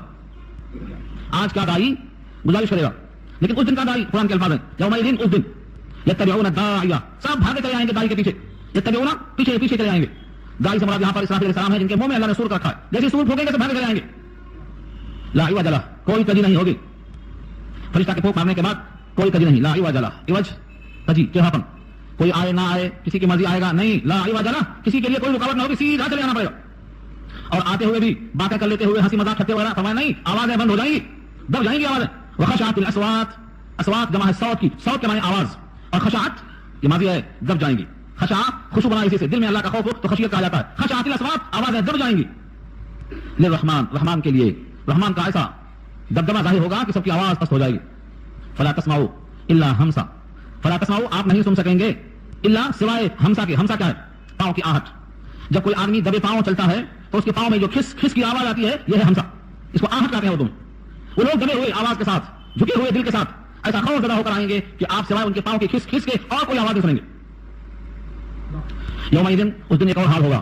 ساری کائنات کے انسان اللہ ان کو پیغام دیتے ہیں یومئذ, اس دن یہ بھی ہوگا. لا تنفع الشفاعت, نفع نہیں دے گی سفارش. لا تنفع, نفع نہیں دے گی. الشفاعت, شفاعت, یا تو نفع نہ دینے کا مطلب یہ ہے کہ کوئی سفارش نہیں کرے گا, یا نفع نہ دینے کا مطلب یہ ہے سفارش کرے گا لیکن قبول نہیں ہوگی, یا نفع نہ دینے کا مطلب یہ ہے کہ جو شرائط ہے نفع کے وہ شرائط نہ پائے جانے کی بنا پر سفارش کرے گا کوئی مگر فائدہ نہیں ہوگا. اللہ نے اس کی شرطوں کو بتا دیا ہے. پہلی شرط یہ ہے کہ رحمان کی اجازت ہو کہ ہاں ان کے لیے آپ سفارش کر سکتے ہیں. سب سے پہلے زبان کھولنے کے لیے رحمان کی اجازت چاہیے. پہلی شرط یہ یومئذ لا تنفع الشفاعۃ الا من اذن له الرحمن, اذن له الرحمن, جس کے لیے رحمان نے اجازت دی ہو اس کے حق میں سفارش نہ پڑے گی. نمبر 2 ورضی له قولا, اور پسند ہو اس کے لیے بات, اس کے حق میں اللہ کو بولنا پسند ہو. اب شارحین نے لکھا ہے قرآن کریم کی بہت سی آیتوں کو سامنے رکھ کر, مثلا سورہ مدثر 29 کی آیت سامنے رکھ کر, سورہ شعراء 19 کی آیت سامنے رکھ کر, کہ اللہ تعالیٰ اپنے بندوں سے راضی کب ہوں گے؟ ایمان پر راضی ہوں گے, کفر پر راضی نہیں ہوں گے. سورہ زمر میں بھی آپ سن چکے ہیں ولا يرضى لعباده الكفر, اللہ اپنے بندوں سے کفر پر راضی نہیں ہوتے. تو جو بندہ ایمان لے کر جائے گا اس کے حق میں اللہ راضی ہوں گے کہ ہاں اس کے حق میں آپ بات کر سکتے ہیں, اسی کے حق میں بات نفع دے گی.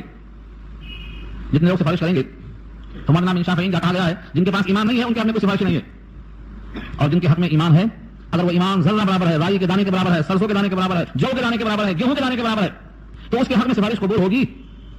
بلکہ اگر ایمان اس سے بھی کمزور ہے کہ کسی کو نظر نہیں آ رہا ہے, وہ بھی رحمان کی رحمت کی وجہ سے بالآخر نکالے جائیں گے اور جہنم میں نہیں رہیں گے. ہوگی لیکن شرط ہے ایمان ہونا, اور وہ ایمان جو بوقت خاتمہ باقی رہے. اور جن کے حق میں ایمان نہیں ہے ان کے حق میں رحمان نہ تو اجازت دیں گے اور نہ ان کے حق میں راضی ہوں گے.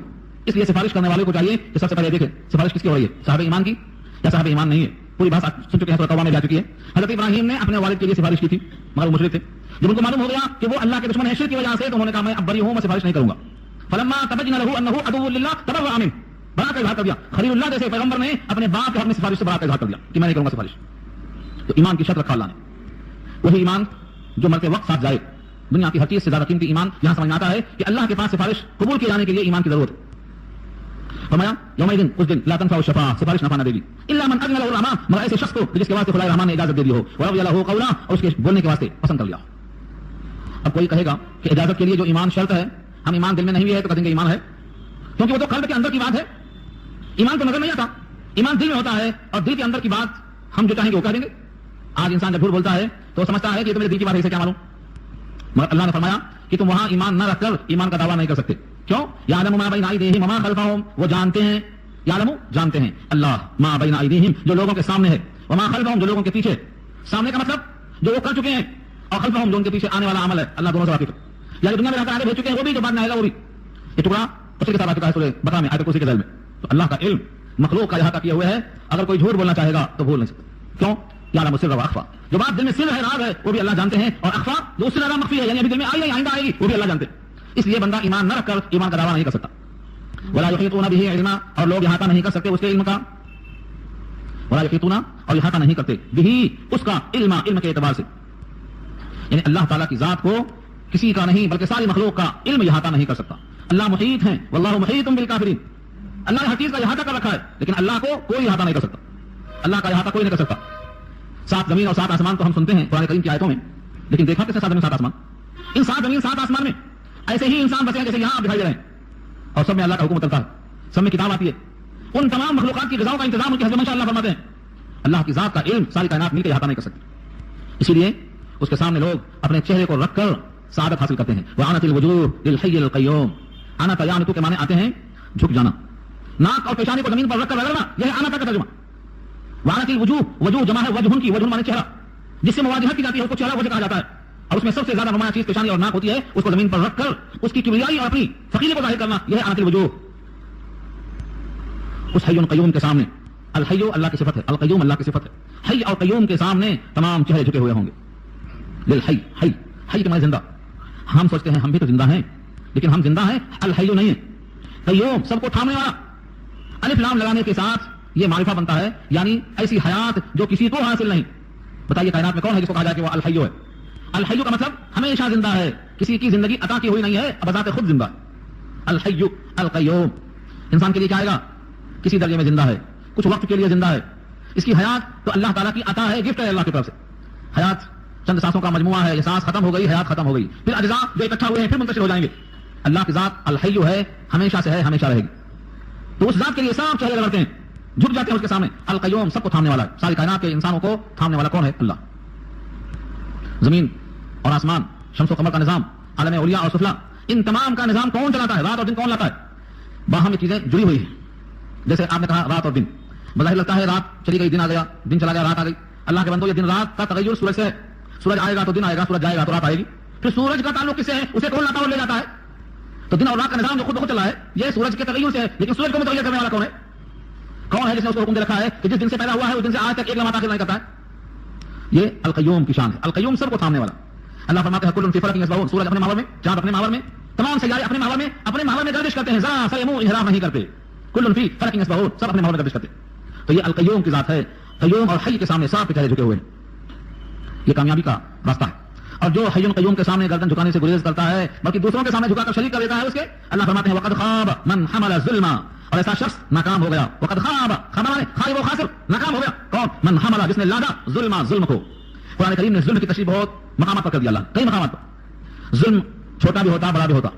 سورہ انعام کی بحث میں ہم نے گفتگو کی تھی کہ امام بخاری نے ایک بات قائم کیا ہے, باب ظلم دون ظلم, ایک ظلم کم دوسرے ظلم سے, ایک ظلم بڑا دوسرے ظلم سے. لقمان حکیم نے کیا کہا؟ ان الشرک لظلم عظیم, یہ عظیم صفت کیوں لگا ظلم کے ساتھ؟ بڑا ظلم, مانو وہ چھوٹا بھی ظلم ہے. آدمی یہ چھوٹا ظلم کرتا ہے وہ بھی اسی پر پڑتا ہے, ظالم لنفسہ کہلاتا ہے.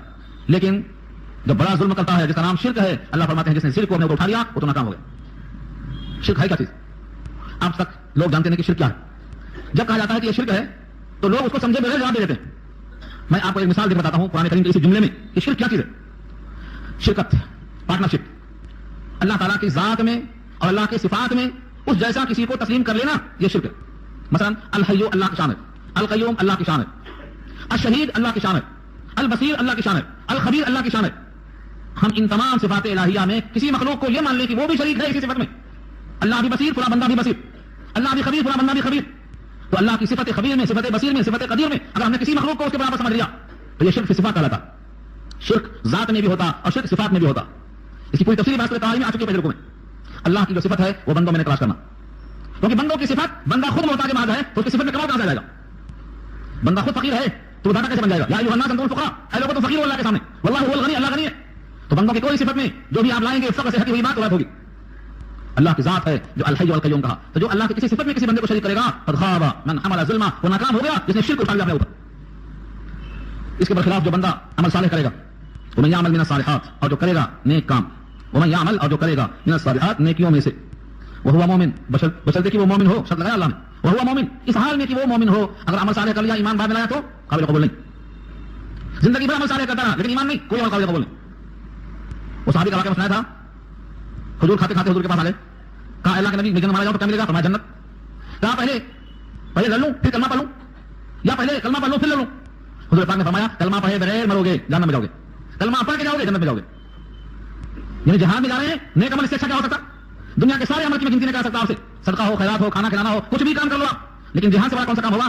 آقا نے فرمایا کلمہ پڑھے بغیر مرو گے جہنم میں جاؤ گے, اور کلمہ پڑھ کے مرو گے جنت میں جاؤ گے. انہوں نے کہا کہ ٹھیک ہے پہلے کلمہ پڑھ لو. کلمہ پڑھ لیا, کھجوریں ہاتھ میں تھی, کہا کلمہ پڑھنے کے بعد جنت میں جا کر کھائیں گے, کھجوریں یہاں کھا کے ٹائم کو خراب کرنا, پھینک دیا. کھجوریں کھا سے پھینک دیا اور تلوار لیے چلے گئے میدان کارزار میں, اور خبر آئی شہید ہو گئے. آقا نے کیا پتہ کیا؟ فرمایا عاملہ قلیل اجر کثیر, بہت کم عمل کیا لیکن اجر بہت مانگ لیا, شہادت لے کے چلا گیا, ایک وقت نماز پڑھنے کا موقع نہیں ملا. تو کلمہ پڑھنا یہ ہے وہ مومن, پہلے ایمان ہو. اگر ایمان نہیں ہے تو عمل صالح کی کوئی قیمت نہیں ہے بازار میں. اللہ نے قرآن میں کہا ہے سورہ کہف کے آخر میں کہ ہم تو ترازو ہی نہیں لگائیں گے, ترازو ہی نہیں لگائیں گے. اگر کسی کا عمل صالح نہیں ہے تب بھی, اور عمل صالح ہے لیکن ایمان کے بغیر ہے, ہم ترازو نہیں لگائیں گے. فلا نقیم لهم یوم القیامۃ وزنا, وزن کرنے کے ترازو لگائیں گے نہیں. لا يسأل عن ذنبه انس ولا جان, نہ انسان نہ جنات. اگر ایمان نہیں ہے تو توڑا کیا جائے گا؟ یہاں وہی شرط رکھا اللہ نے. امام اعظم ابو حنیفہ رحمۃ اللہ علیہ نے اس آیت سے استدلال کیا ہے کہ عمل صالح ایمان کا جز نہیں ہے, شرط ہے. اعمال ایمان کی تکمیل کا ذریعہ یہی شخص کیا ہے, ومن یعمل من الصالحات وهو مؤمن, اور جو عمل صالح کرے گا بشرط کہ وہ مومن ہو. من ہوا ایمان اور چیز ہے, اعمال صالحہ اور چیز ہے. عمل صالح جزو ایمان نہیں بن سکتا, ہاں مکملات ایمان ہے. یہ بخاری کے درس میں بحث آ چکی ہے. اللہ فرماتے ہیں اگر ایمان کی حالت میں عمل صالح کرے گا تو اس کے لیے دو خوشخبری ہے, فلا یخاف, تو وہ خوف نہ کھائے, اندیشہ نہ کرے, ظلم ولا حزما, نہ ظلم کا اندیشہ کرے اور نہ حزما کا. ظلم کیا ہے؟ ظلم کا مطلب یہ ہے کہ بندے کے اعمال میں سے ہر عمل کا ثواب نہیں ملا, ڈنڈی مار دی گئی, پھل کم آیا تو کیا کہا قرآن نے؟ فلا تظلموا, ہاں فلن تظلم منه شيئا, کہا سورہ کہف میں پھل کم نہیں آیا تو ظلم کے معنی نہ کسا, یعنی جتنا حق تھا عمل پر اجر ملنے کا اس میں ہم کوئی کمی نہیں کریں گے. اگر تم نے ایک بار سبحان اللہ کہا ہے تو اس کا اجر ملے گا. ایمان والا بندہ یہ نہ ڈرے کہ میرا عمل ضائع ہوگا. فلا يخاف ظلم, ظلم کا خوف نہیں کیونکہ تم ایمان والے ہو, تمہارا عمل محفوظ. بلکہ اللہ فرماتے ہیں تم کر کے بھول جاتے ہو, ہم لکھ کے محفوظ کرتے ہیں. انا كنا نستنسخ ما كنتم تعملون, تم جو کرتے ہو ہم لکھ لیتے, تم کرتے ہو بھول جاتے ہو, ہم نہیں بولتے. یاتی بہ اللہ, اس کو اللہ لائیں گے, اللہ کا وعدہ. اور دوسرا فرمایا ولا حزما, کمی کا اندیشہ. کمی کا اندیشہ ایک تو ہے عمل پر صلہ کم ملے, اور ایک ہے کہ وہ عمل ہی غائب ہو جائے. فرمایا دونوں خطرہ نہیں ہے, وہ عمل بھی باقی رہے گا اور عمل کا پورا صلہ ملے گا. مومن کو چاہیے کہ وہ بھروسہ رکھے. اللہ تعالیٰ نے اسی نعمت کو ظاہر کرنے کے لیے جس طرح سے اب تک کے پورے احوال بتائے گئے, سید الانبیاء سے خطاب ہے, اور اسی طرح ہم نے اس قرآن کریم کو عربی زبان میں آپ کے پاس نازل کیا ہے. وَكَذَلِكَ أَنزَلْنَاهُ قُرْآنًا عَرَبِيًّا, اور اسی طرح جس طرح اوپر کی باتیں آپ سنتے گئے, احوال معلوم ہوتے گئے, ہم نے قرآن کریم کو عربی زبان میں نازل فرمایا کیونکہ مخاطب عرب. وَصَرَّفْنَا فِيهِ مِنَ الْوَعِيدِ, اور وعیدیں اس میں ہم نے پھیر کے طرح سے بیان کیے. صرفنا کے معنی آتے ہیں پھیر کے بیان کرنا. وعیدیں کئی انداز میں سمجھایا اللہ نے. کبھی ایمان کی فضائل اور برائی کو بیان کیا, کبھی شرک کی مذمت کو بیان کیا, کبھی دنیا کی رغبتوں کو پیش کیا. مختلف زاویے سے سمجھایا اللہ نے. کیوں سمجھایا؟ فرمایا لعلہم یتقون, تاکہ لوگ متقی بن جائیں, تاکہ لوگ ڈر جائیں. لعلہم یتقون, تاکہ لوگ پرہیزگار بن جائیں, تاکہ لوگ اپنے مالک کو وفادار بن جائیں.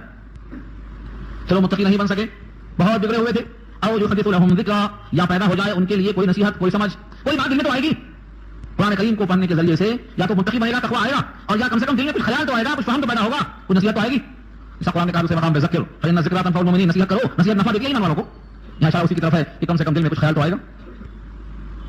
قرآن کریم سے تقویٰ آئے گا اور قرآن کریم سے سمجھ پیدا ہوگی, یہ یہاں سے ظاہر ہوتا ہے. عربی زبان میں قرآن اس واسطے ہے کہ مخاطب عرب ہیں, لیکن جب اس کو ہم سمجھیں گے وعیدوں کے ذریعے سے تو دل میں تقویٰ پیدا ہوگا, یا دل میں کچھ فہم پیدا ہوگا, قربت پیدا ہوگی, اپنے مالک کی طرف رجوع پیدا ہوگا. لہذا اچھی طرح سے جان لو, فتعال اللہ, بہت بلند ہے اللہ, الملک بادشاہ, الحق حقیقی, سچا بادشاہ کون ہے؟ اللہ. دنیا کے بادشاہوں کی بادشاہت عارضی ہے, اب تو بولنے کی ضرورت نہیں ہے. دنیا کے بادشاہوں کی بادشاہت عارضی ہے, حقیقی بادشاہت نہیں ہے. دنیا کا کوئی بادشاہ نہیں کہہ سکتا کہ میری بادشاہت حقیقی ہے, کیونکہ وہ تو فقیر ہے. فقیر بڑا بادشاہ کیسے بن سکتا ہے؟ حقیقی بادشاہت اللہ کی ہے. اس کی بادشاہت تو آزمائش کے لیے تھی, وہ آزمائش میں کامیاب ہوا ناکام ہوا اللہ فیصلہ کریں گے. کسی کی بادشاہت کے لیے نہیں ہوتی, بادشاہت صرف امتحان اور آزمائش کے لیے ہوتی ہے. بندہ آمد از برائے بندگی, زندگی بے بندگی شرمندگی, چاہے وہ بندگی کرے بادشاہ بن کے یا فقیر بن کے, عابد و زاہد بن کے یا مزدور بن کے, شاہی بن کے یا دیہاتی بن کے, اس کو تو آزمائش میں امتحان اترنا ہے. کسی کو مقام شکر دے دیا اور کسی کو مقام صبر دے دیا. حقیقی بادشاہ تو صرف اللہ. فرمایا فتعالی اللہ الملک الحق, بس بلند ہے اللہ جو بادشاہ ہے حقیقی عالیشان. اللہ کی بادشاہت پر مجھے روایت یاد آئی کتاب الامارات مشکات دلسانی میں, ابو درداء راوی ہیں رضی اللہ عنہ. طویل حدیث ہے, مسائل ٹکڑا پیش کر رہا ہوں. اللہ تعالیٰ فرماتے ہیں, حدیث قدسی اسی کو کہتے ہیں, براہ راست اللہ مخاطب فرماتے ہیں بندوں سے, انا ملک الملوک وقلوب الملوک فی بیدی اقلب کیف اشاء, میں بادشاہوں کا بادشاہ ہوں, بادشاہوں کے دل میری چٹکی میں ہے, میں جس طرح چاہتا ہوں الٹتا ہوں پلٹتا ہوں. اور آگے طویل حدیث کا خلاصہ یہ ہے کہ جب تم پر کوئی حاکم بادشاہ ظلم کرے تو بادشاہوں کو کوسنا چھوڑ دو, ان پر برا بھلا کہنا چھوڑ دو, یہ دیکھو کہ ان کو تم پر مسلط کس نے کیا ہے, اس مالک کو راضی کرنے میں لگ جاؤ, میں ان کے دلوں کو تم پر مہربان کر دوں گا. اتنی وضاحت کے بعد بھی ہم انہی کو کوستے بیٹھے ہیں, اعمالکم اموالکم, تمہارے اعمال تمہارے حاکم ہیں. تم اللہ سے بغاوت کر کے سمجھتے ہو کہ ہم بہت آزاد ہیں, اللہ سے بغاوت کرو گے ایسے سرکش تم پر مسلط کر دیے جائیں گے. اور جب بندہ اللہ کا ہو جاتا ہے تو ان کی سرکشی محسوس نہیں ہوتی. اور اگر کبھی ایسا پیش بھی آ جائے کہ ہم بڑے اچھے اعمال کرتے ہیں پھر بھی ہم پر مسلط معلوم ہو رہے ہیں تو اکثریت کا خیال کیا جاتا ہے, گیہوں کے ساتھ گھن بھی پیسا جاتا ہے. اور تیسری بات یاد آئی مجھے, نبی صلی اللہ علیہ وسلم نے صحابہ میں سے جو انصار تھے, انصاری صحابہ جو نبی کا استعمال کیا تھا, ان کو فرمایا دیکھو میرے بعد دنیا میں تم ترجیح دیکھو گے, مطلب یہ ہے حقدار کو حق نہیں ملے گا, دوسروں کو مل جائے گا, تم کو جو ملنا چاہیے تم کو نہیں ملے گا, تو تم بے صبری کا مظاہرہ نہ کرنا, صبر کرنا, یہاں تک کہ حوض کوثر پہ مجھ سے ملاقات کر لو. اتنا طویل صبر کرنے کا حکم دیا رسول اللہ نے, صبر کرو یہاں تک کہ حوض کوثر پہ میرے ہاتھ سے لو. تو کبھی ایسا بھی ہو سکتا ہے. حقیقی بادشاہ ایک ہے, فتعالی اللہ الملک الحق, بس اللہ بلند عالیشان جو حقیقی بادشاہ ہے. ولا تعجل بالقران من قبل ان يقضى اليك وحيه, اور قرآن کے ساتھ جلدی مت کرو. یہ اصل میں جملہ مترجمہ ہے سید الانبیاء محمد مصطفیٰ صلی اللہ علیہ وسلم. جب جبریل امین قرآن سناتے تھے تو آپ جبریل کے ساتھ ساتھ پڑھتے تھے, اس اندیشے سے کہیں ایسا نہ ہو جبریل پڑھ کے چلے جائیں اور یہ بھول جائے, حافظے سے نکل جائے. یہی مضمون یہاں بھی ہے, یہی مضمون سورہ قیامہ پارہ 29 میں بھی ہے. وہاں فرمایا لا تحرک به لسانک لتعجل به, زبان کو قرآن کے ساتھ جلدی اجرت کے ساتھ مت چلائیے. اور یہاں فرمایا قرآن کے ساتھ قرآن پڑھنے میں آپ جلدی مت کیجیے, وہی کہ آپ کی طرف پورا نازل ہو چکنے سے پہلے. ولا تعجل بالقرآن, جلدی مت کرو قرآن کے ساتھ, من قبل, اس سے پہلے, ان يقضى اليك وحيه, کہ پوری ہو جائے آپ کی طرف وحی, یعنی اللہ کا پیغام آپ کے پاس پورا آ جائے, اس سے پہلے جلدی مت کرو, یعنی وہ پورا سنا دیں اس کے بعد پڑھو. یہاں سوال یہ کہ بھول جائے گا, اللہ نے اس کا وعدہ کر لیا سورہ قیامہ میں, ان علینا جمعہ وقرآن, ہمارے ذمہ ہے اس کا سینے میں جمع کرا دینا, زبان سے پڑھوا دینا, ثم ان علینا بیانہ, اور زبان سے وضاحت کرانا ہمارے ذمہ ہے. اللہ نے واضح کر دیا. اس کے بعد پھر نبی صلی اللہ علیہ وسلم کبھی بھی ساتھ نہیں پڑھتے, جبریل کے پڑھ چکنے کے بعد پھر آپ پڑھتے تھے, اور ماشاءاللہ جیسا اترا ویسا پڑھتے تھے, دل پہ اترتا تھا, زبان سے آپ نکالتے تھے, اور سارے انسان فیضیاب ہوتے تھے. قرآن کریم جب پڑھا جائے تو اس کو سنا جائے, جب قرآن پڑھا جائے تو سنا جائے. وَإِذَا قُرِئَ الْقُرْآنُ فَاسْتَمِعُوا لَهُ. آج قرآن کے ساتھ بڑا مذاق ہو رہا ہے. قرآن تو موبائل میں کیوں میں رکھ دیا گیا ہے, بیل بجتی ہے تو قرآن کی آواز آتی ہے, لیکن آدھی آیت ہوتی ہے آپ کاٹ دیتے ہیں اس کو, فوٹو میں لگا دیا برکت کے لیے, لوگ باتیں کرتے ہیں, خطی مذاق کرتے ہیں, قرآن چل رہا ہے, پان کے ڈبوں پہ چل رہا ہے. یہ برکت نہیں ہوگی, نحوست نازل ہوگی, خدا کا عذاب آئے گا. میرے کلام کے ساتھ مذاق ہو رہا ہے. اگر آپ مجھ سے کچھ بات کرنا چاہیں اور آپ کی بات آگے سن کے میں کٹ کر کے دوسری بات سننا شروع کر دوں تو آپ کو غصہ نہیں آئے گا. سید الانبیاء کے صحابہ کا حال معلوم ہے, تیر پہ تیر کھا رہے تھے لیکن نماز نہیں چھوڑ رہے تھے, اس وقت آدھی ہے, دل لگا ہے اس میں, اور ہمارے پاس ایک آیت سننے کو تیار نہیں ہے. گھر کی بل میں لگا دیا, موبائل میں لگا دیا, فوٹو میں لگا دیا, پانچ میں لگا دیا, اس کے لیے الگ وقت نہیں ہے کہ وضو کر کے باوضو ہو کے قبلہ رو بیٹھ کے متوجہ ہو کے اس کا ہاتھ پھیر کے اپنے دل کا زنگ دور کرنے کے واسطے موقع نہیں ہے. اپنے دل کے لیے, اپنے دلوں کے زنگ کو دور کرنے کے لیے خلوت چاہیے اپنے مالک کے ساتھ, محاسبہ کرو اپنے آخرت کا. ایسا نہ ہو اسی غفلت میں گزر جائے اور ہمارا وہ وقت جو جانے کا ہے چاہ کے کندھوں پر وقت آ جائے. بہت سے لوگ اسی امید میں رہتے ہیں, اچانک وقت آ جاتا ہے, اڑتے ہوئے جا رہے ہیں, واپس آنے کا موقع نہیں ملتا ہے, اڑے کے اڑے جاتے اوپر سے اوپر, تو وقت بتا کر نہیں آتا. اسی لیے قرآن کے ساتھ جلدی نہ کرنا, اس کے لیے الگ کے مالک کا کلام ہے, اس کا عالم ہے, ایک لفظ میں رحمت اور برکت ہے. چھونا عبادت, دیکھنا عبادت, سننا عبادت, ایسی عبادت میں ہم لیکن ملاوٹ کرتے ہیں دنیا کے عائشوں کو, یہ حکم دیا. ولا تعجل بالقرآن, قرآن کے ساتھ اجرت مت کیجیے, من قبل ان يقضى اليك وحيه, اس سے پہلے کہ پوری ہو جائے آپ کی طرف وہی. البتہ قرآن کریم کو رغبت کے ساتھ حل من مزید, اور دیجیے, اس کے لیے اے نبی آپ دعا کر لیجیے. وقل, اور کہیے, ربی زدنی علما, اے میرے رب زیادہ کر دے مجھ کو علم میں. اللہ اکبر, کس کو خطاب ہے, کس کا خطاب ہے؟ قرآن کے ساتھ جلدی نہ کرو, لیکن یہ دعا کرو, اس دعا کے جملے پر غور کرو, اے میرے رب میرے علم میں اضافہ کر. دنیا میں اللہ نے جن کو علم تقسیم کیا ہے, سارے علوم اللہ نے جتنا دنیا میں تقسیم کیا ہے, سید الانبیاء سے زیادہ کسی کو نہیں دیا. اللہ کے بعد سب سے زیادہ علم سید الانبیاء کا ہے, لیکن یہ درخواست اللہ کے سامنے کون پیش کرے؟ سید الانبیاء کو خطاب ہے, اے میرے محبوب آپ جلدی مت کرو, بس یوں کہا کرو ربی زدنی علما, اور بس آپ کا یہ کہنا میرے واسطے, میں آپ کو علم دیتا رہوں گا, بڑھاتا رہوں گا. اس میں جو آیتیں آ چکی ہیں ان کا باقی رکھنا بھی شامل, جو آئندہ آنے والی ہیں اس اضافے کو بھی شامل, ان آیتوں کا جو مفہوم ہے اس مفہوم کو دل میں کے ساتھ بٹھا دینا وہ بھی شامل ہے. اور ہمیں سبق ملتا ہے کہ جب سب سے زیادہ علم والے رب نے, سب سے زیادہ جس کو علم دیا ہے محبوب دو عالم کو, یہ حکم دیا ہے کہ آپ لوگ دعا کرتے رہیے, تو ہم جیسے کم علموں کو کیا کرنا چاہیے؟ ربی زدنی علما کا ورد تصویر کرنا چاہیے, ہمیشہ پڑھتے رہنا چاہیے, صبح شام رات دن. علم کیا ہے؟ نور ہے. علم اللہ کا نور ہے, اللہ کی صفت علیم بھی ہے, تو علیم سے علم ہے, یہ علم نور ہے, یہ اللہ کا علم جتنا آئے گا سمجھو اللہ کا نور آیا. علم کیا ہے؟ نبیوں کی میراث ہے, جتنا علم آیا نبی کی میراث ملی آپ کو. آپ دنیا کے لیے مقدمات کرتے, میراث کم ملی, مقدمہ لیں گے, میراث پوری ہونا ہے. انبیاء کی میراث کیا ہے؟ علم. حدیث پاک میں بہت حدیثیں ہیں. ایک بار نبی صلی اللہ علیہ وسلم کے صحابہ میں سے ابو دردہ ہیں, وہ فرماتے ہیں لوگوں تم یہاں کیا کر رہے ہو, جاؤ دمشق کی جامع مسجد میں نبی کی میراث تقسیم ہو رہی ہے. لوگ بھاگے بھاگے آئے, وہ سمجھے شاید یہاں چادر ہوگی, تابند ہوگی, سر کے بال ہوں گے, ٹوپی ہوگی, امامہ ہوگا, لکڑی ہوگی, تلوار ہوگی. وہاں کا دیکھا تو کچھ بھی نہیں. کہا ابو دردہ کیا مذاق ہے, وہاں تو کچھ بھی تقسیم نہیں ہوئی, وہاں کیا ہو رہا ہے. کہا بس وہاں علم کی محفل لگی ہے, علم جو ہے درس چل رہا ہے, درس قرآن اور درس حدیث. ابو دردہ نے کہا اللہ کے بندو, انبیاء کی میراث تو علم ہی ہے. انبیاء جو مال چھوڑتے ہیں وہ صدقہ ہوتا, وہ بیت المال میں جاتا, تقسیم ہو جاتا, وارثین کو نہیں ملتا. انبیاء کی میراث تو علم ہے, فمن اخذہ اخذ بحظ وافر, جو جتنا علم حاصل کرے گا اس نے انبیاء کی میراث کو حاصل کر لیا. انبیاء کی میراث زیادہ ہونا ہے تو رب زدنی علما کا کثرت سے ورد کرنا ہے. جتنا زیادہ آپ ورد کریں گے آپ کا فرض پورا ہوگا. لیکن ہاں دعا میں طلب بہت اہم چیز ہے, سمجھ کے دل کی دقت کے ساتھ, کیا اللہ میں محتاج ہوں, مجھے علم عطا فرما. اور جتنا علم آ جائے اس کو زیادہ نہیں سمجھنا کہ بہت آ گیا, اب کیا درس قرآن سن لیا نا, مجھے کو بہت سن لیا بس. ایک بار امام شافعی رحمۃ اللہ علیہ نے اپنے استاد سے کہا کہ میں کچھ پڑھتا ہوں بھول جاتا ہوں, میرا حافظہ کمزور ہو گیا. انہوں نے کہا گناہوں کو چھوڑ دے. امام شافعی جیسے امام سے استاد کیا کہتے ہیں, گناہوں کو چھوڑ دے, کیونکہ اللہ کا جو علم ہے یہ اللہ کا نور ہے, اور نور اللہ کا گناہگاروں کو نہیں ملتا.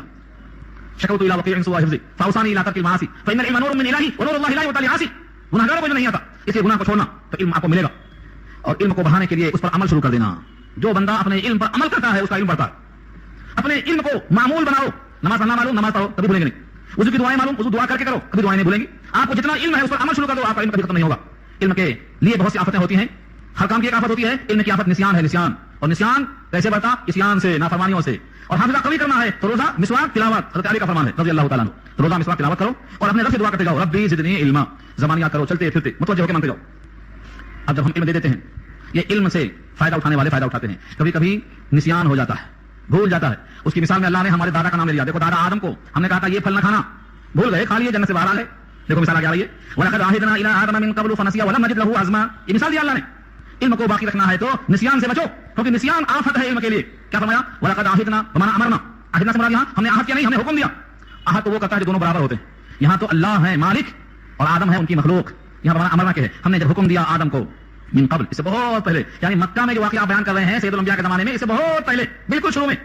فنسیا, آدم بھول گئے, آدم پر نسیان آیا, بھول گئے. ولم نجد له عزما, اور ہم نے نہیں پایا ان کے اندر عزم. عزم کیا چیز ہے, پختہ ارادہ.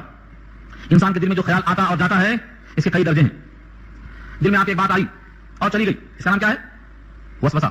وسوسہ, آیا چلا گیا, آیا چلا گیا. دل ایک باتیں کرتا ہے اسی سے. کبھی کبھی تو غلط چیزیں دماغ میں آتی ہیں, انسان سوچتا ہے, مزے بھی لیتا ہے, وہ حدیث نفس ہے. اور کبھی کبھی وہ بات فوراً نہیں چلی جاتی, تھوڑی دیر دماغ میں پکاتی, ایسا کیا تو ایسا ہوگا, ویسا کیا تو ایسا ہوگا, پکاتے رہتے تھوڑی دیر تک. اس میں دل مائل ہو جاتا ہے, اس کا نام خاطر ہے. خاطر بولتے نا آپ کی خاطر.